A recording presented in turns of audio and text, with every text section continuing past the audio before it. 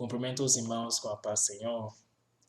Aqui é o Godfrey, professor de Escola Bíblica Dominical no módulo de Evangelho, junto com o professor Vinícius.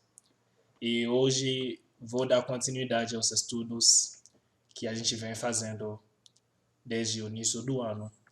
Infelizmente, por causa da quarentena, a gente tinha que dar uma pausa, mas a gente decidiu continuar por meio de plataformas online, de qual a gente vem fazendo há 2 semanas. Essa é a terceira aula online e a gente vai aproveitar desse método até que a gente consiga se ver em breve.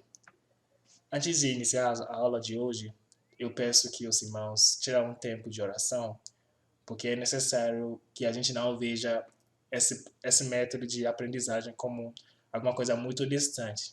Para a gente desfrutar muito do que Deus tem a falar conosco, a gente tem que se envolver, a gente ser mais ativo nos estudos do que passivo e distante disso.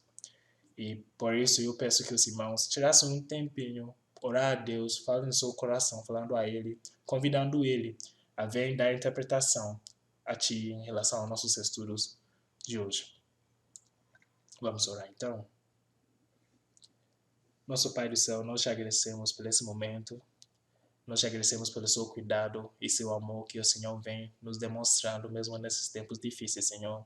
Reconhecemos que o Senhor ainda está em controle de tudo o que está acontecendo, Pai. A nossa oração é que enquanto a gente está prestes a ouvir a sua palavra e estudar sobre o seu evangelho, Pai, vem nos dar a interpretação, que seu Espírito Santo venha capturar nossos corações, Pai. Que a gente focasse na sua palavra, a gente consiga entender e aplicar ela, Pai.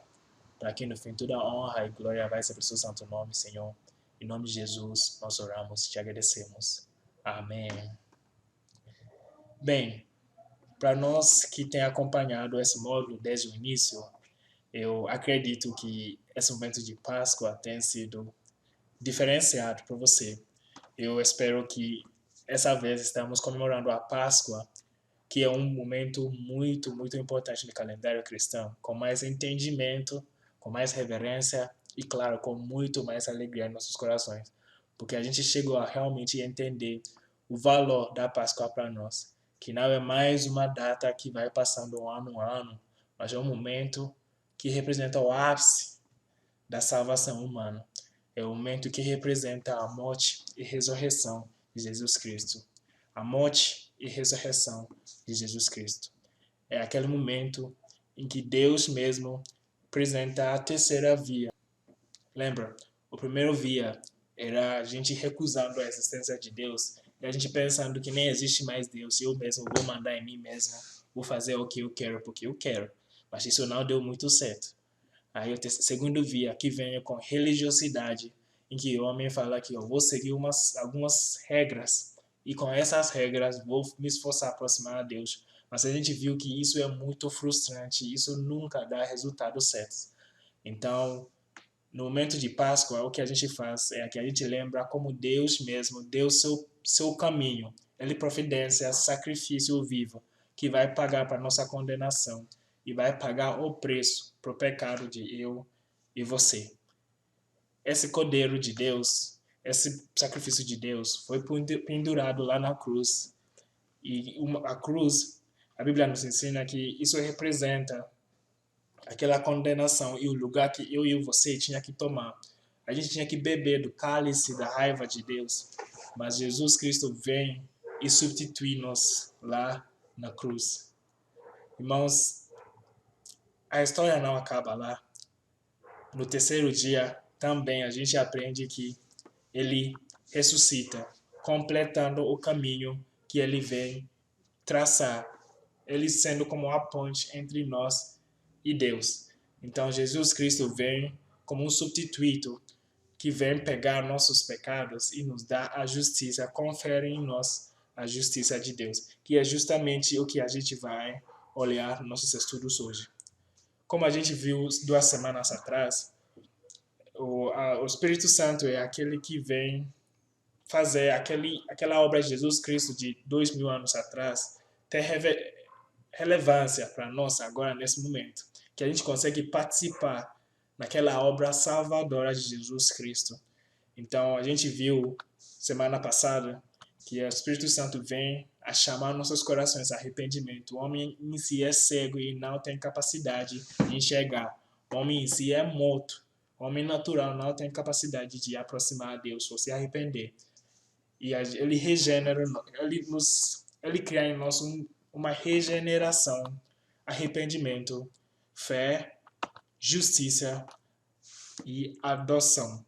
Mas também vinculado com todas essas bênçãos são santificação e glorificação. Semana passada a gente já olhou para a parte de regeneração, arrependimento e fé. Mas hoje vamos dar continuidade olhando para essas bênçãos de salvação. Lembrando que salvação é um pacote só tem várias coisas envolvidas naquele pacote só, sabe? Não sei se a analogia de uma caixa de bombom faz muito sentido para nós, mas quando você compra uma caixa de bombom, é uma caixa só de bombom, mas dentro ela tem vários bombonzinhos dentro, sabe? E todos juntos formam a salvação que a gente refere. A gente vai olhar hoje na nossa lição para justificação, santificação e glorificação. Até o fim dessa aula, esperamos que a gente consiga olhar para essa imagem na nossa tela e a gente consiga entender e interpretar o que é a vida sem Cristo, regeneração, justificação, glorificação. Tudo isso no contexto de eternidade. Vamos começar então com justificação pela fé. O que é justificação? Quando a gente fala de justificação basicamente é referindo à declaração de Deus acerca daqueles que creem em Cristo. A gente lembra dos nossos estudos anteriores que a gente agiu com rebelião, já lá do Jardim de Éden.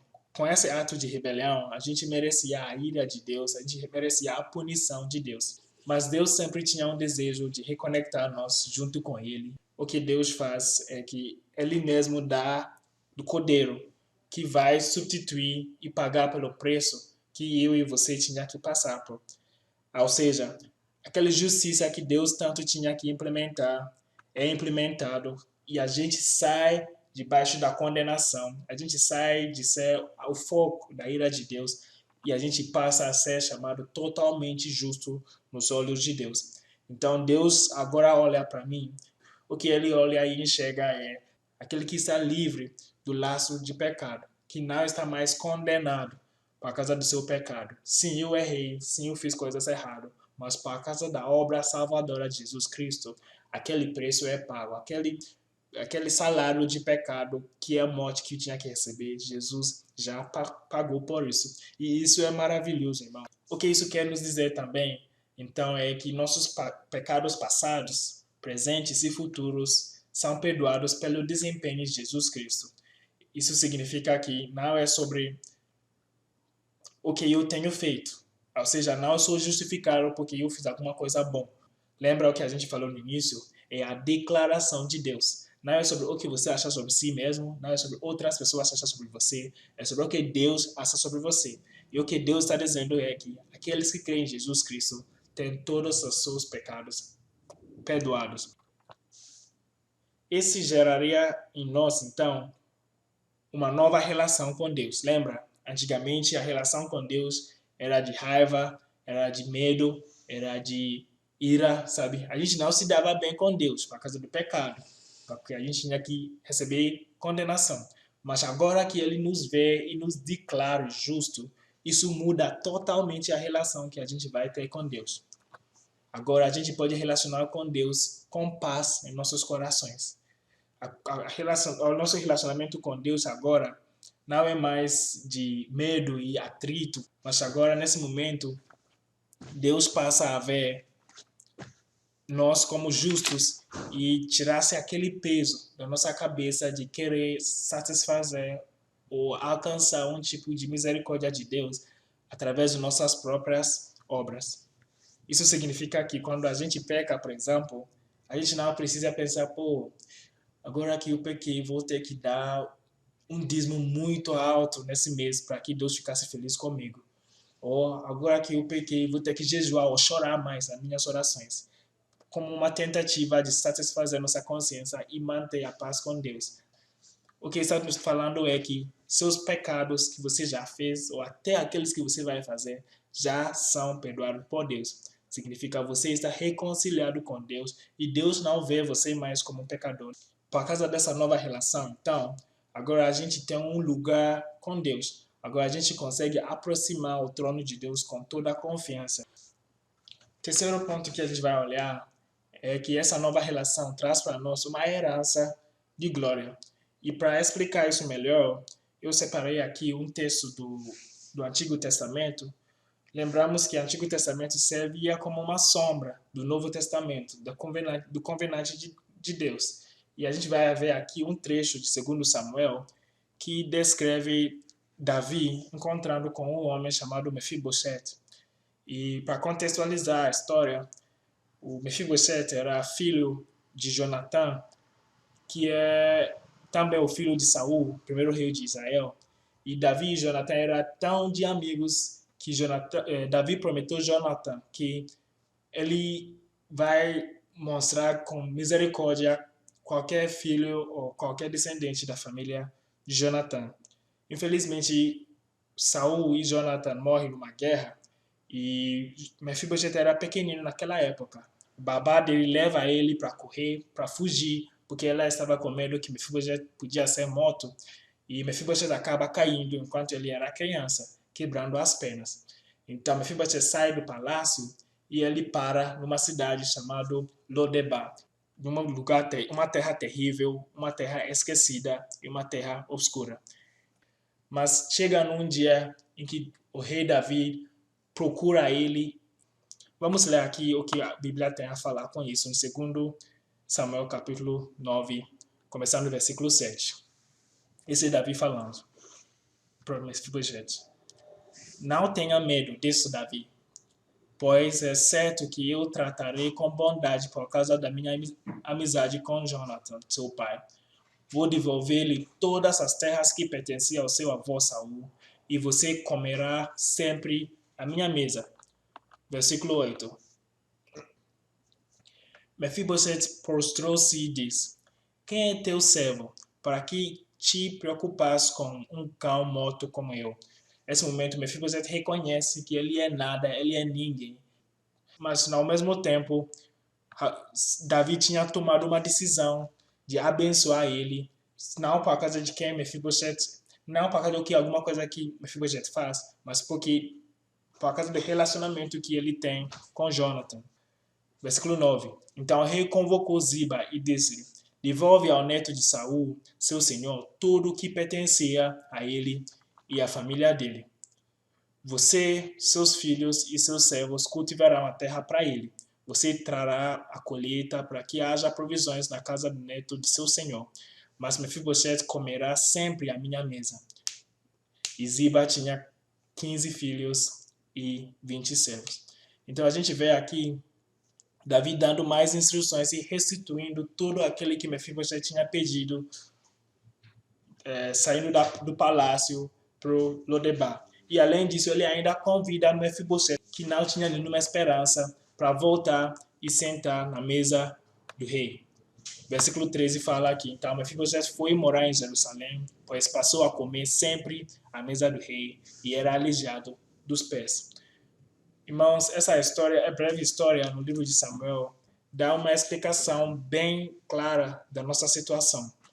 Percebemos aqui que Mefibosete não fez nada para merecer as bênçãos de Davi, mas por causa do pai dele, que é o Jonathan, Davi decidiu demonstrar misericórdia e abençoar a vida de Mefibosete. Não porque a Mefibosete fez alguma coisa boa, lembra?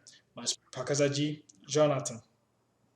Você e eu aqui somos Mefibosete dessa história. A gente perdeu toda a nossa glória com Deus. A gente viveu na obscuridão. A gente viveu na terra tenebrosa. Até que um dia, por causa de Jesus Cristo, que é o nosso Jonathan nessa história, o rei Davi, ou Deus, procure-nos e decide nos abençoar. Não por mérito nosso, mas por causa de Jesus Cristo. Não por mérito de Mefibosete, mas por causa de Jonathan, o que ele tinha feito. Essa é a herança da glória que a gente desfruta por ter crido em Jesus Cristo.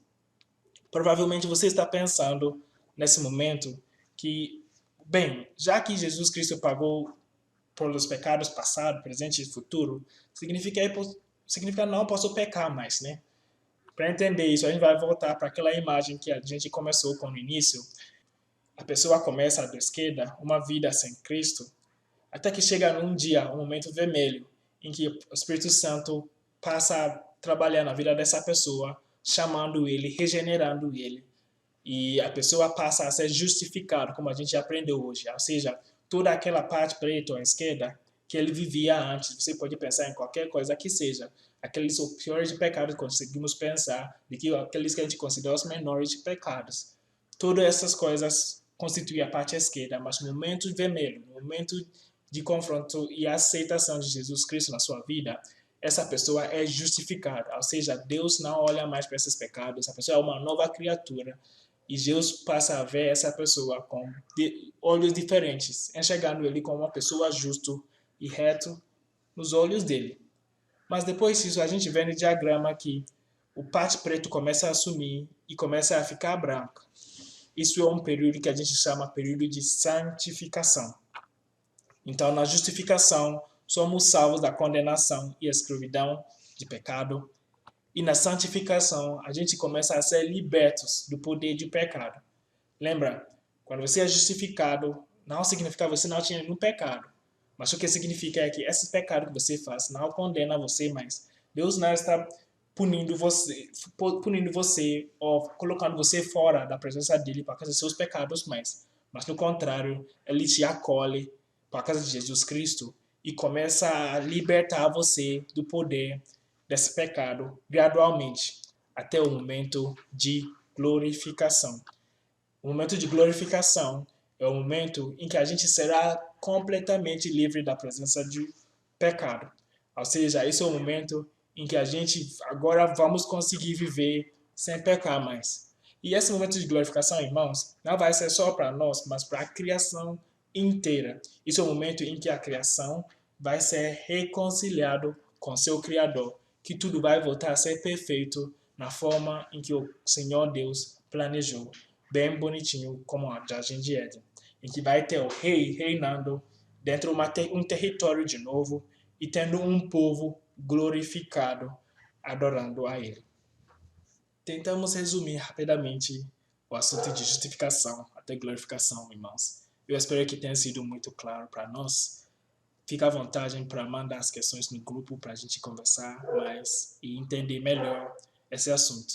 Semana que vem vamos continuar nossos estudos olhando para a adoção e mais outras bênçãos associadas com salvação. Eu espero que a gente tenha entendido muito bem os estudos de hoje e a gente comece a enxergar nossa nova posição em Cristo, que por causa de Cristo você não é mais condenado, que seus pecados não mais se definem, porque você não é mais condenado pelo pecado. Do contrário, Deus te vê como justo, não por causa das suas obras, mas por causa do trabalho e a obra feita por Jesus Cristo. Pare de se condenar, pare que outros se condenem. Não é sobre o que outros estão falando sobre você, mas o que Jesus e Deus estão declarando sobre você. E o que eles declaram é que você é justo. Passe por esse momento de santificação para que seja liberto totalmente do poder de pecado e no fim passaremos por glorificação em que tudo voltará a ser perfeito com nosso Senhor e tudo será consumido. Obrigado pelo seu tempo e vamos orar. Nosso Pai do Céu, nós te agradecemos pelos estudos nesse momento em que a gente tem aprendido sobre justificação, temos aprendido sobre santificação, temos aprendido sobre glorificação, Pai. A nossa oração é que essa doutrina seja enraizada em nossos corações, Pai. Que a gente pare de nos enxergar como fracassos, a gente para de pensar ainda como pecadores, mas passa a ver que o Senhor não nos enxerga mais como nosso antigo ser, mas como nosso novo ser, Pai. Com novos olhos através de Jesus Cristo, Senhor. Que a gente, porém, não pega essa vida como uma licença para pecar, mas no contrário, progredir e continuar no caminho de santificação, Pai. para que no fim das contas toda a honra e glória vai ser para o seu santo nome. Em nome de Jesus, nós oramos e agradecemos. Amém.